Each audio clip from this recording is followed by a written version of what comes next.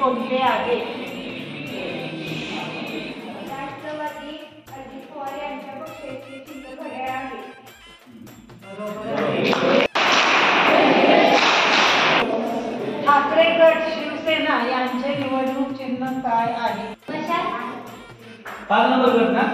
बरोबर आहे. केंद्रीय अर्थमंत्री कोण आहे?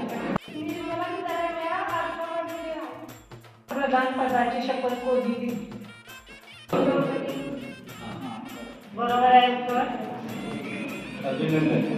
सध्याचे गृहमंत्री कोण आहे?